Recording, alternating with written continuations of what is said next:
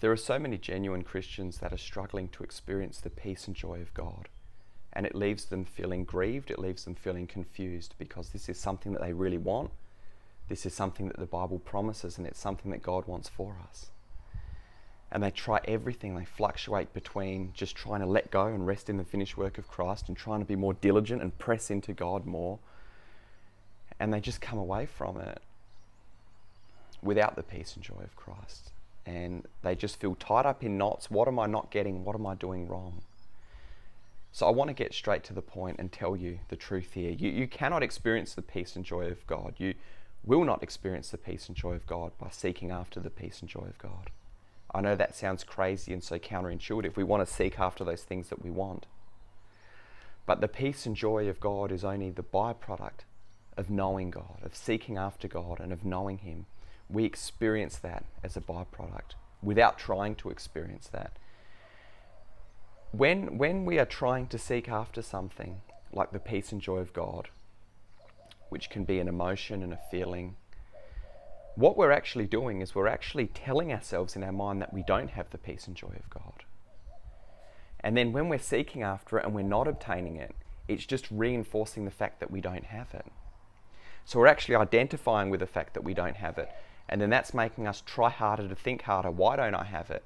And when you start asking those questions, your brain's going to give you answers to why you don't have it. And then that reinforces the reasons why you don't have it. And then that keeps you stuck in why you don't have it.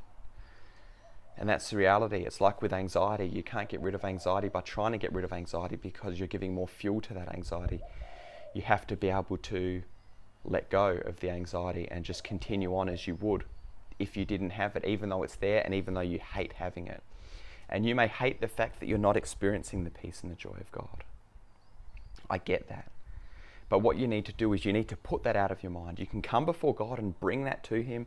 Come before God in worship and thanksgiving and supplication and say, oh, pour out your heart. God, I'm not experiencing your peace and joy. Please reveal yourself to me in a greater way. Let me experience His peace and joy. But when you do that, leave that with Him. And then go away and forget about it. I know that you want this so badly, but that's half the problem. That's most of the problem here, is that you need to let go of that and forget about that. And simply, rather than turning your mind all the time on yourself and what you're not experiencing and what you want to experience, turn your mind onto God and who He is. Think about His great love for you. Think about His wisdom. Think about His power. And meditate on these things. Give Him praise for these things. And the more and more that you focus on Him, and that you don't even worry one bit about how you're thinking and feeling, or about what you're not experiencing in your life. The more you focus on Him, the more you get a revelation of Him. The more you get a revelation of Him, the more that your faith increases naturally. Not by trying, but just because all of a sudden you see things clearer, you see things from a higher vantage point. And then all of a sudden, just so paradoxically, as you let go of that, and you begin to focus on God, all of a sudden you experience that peace and joy.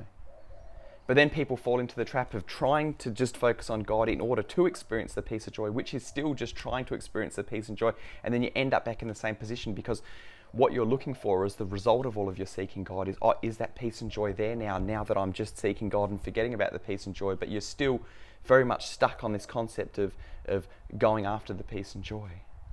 And it's with sincere motives, it's with genuine motives. And like I said, it's something that God desires for us, but you will not get out of that trap until you just let go of that altogether. And you say, you know what? I'm not even going to think about how I feel. Yes, I might be feeling terrible right now, but I'm just going to keep praying. I'm going to keep reading the Word. I'm going to keep doing all of those things that I would be doing, even if I was feeling amazing. And like I said, you're focusing on God, and then all of a sudden, as He reveals Himself to you more and more, the peace and joy will become a byproduct of that. But never stop and look to see if the peace and joy is there. Just always keep your mind back on God. Anytime there's a temptation of how you're feeling or how you're thinking, just turn your thoughts back to God. It's really like the same with trying to understand something and you're just tying yourself in knots. It's like a shoelace. You can't undo it by pulling tighter and trying to get it loose. No, you have to slowly just let it untie bit by bit. And that's what we have to do here. Just focus on God. That's all I'm going to say. Don't even worry about it. if you're not experiencing the emotions you don't want to experience. I know that you want to so badly. I know it's so paradoxical. I know the flesh will constantly tell you that I need this, I want this. But if you let that go and you just focus on God, I can tell you that's when things start to happen. But don't even worry about the things happening. Just worry about God. This is why I think preaching is so dangerous. That focuses on the emotional healing you can experience, the positive thoughts you can experience, all of these sort of things, because it does exactly that. It keeps you focused on those things, and it reinforces the fact that you're not experiencing those things, and there's no power in that to get free from it. If people only pointed to knowing God more, in knowing God more, everything will be revealed to you, and you will see things where things completely change like that, and all of a sudden you're thinking, wow, how did I not see it before? So I hope this message is helpful for you. All that I would say, my takeaway from this is, do not seek after any peace and joy, happiness, anything like that. Forget about it and just focus simply on seeking after God. Worship Him, love Him, and let your mind be on that.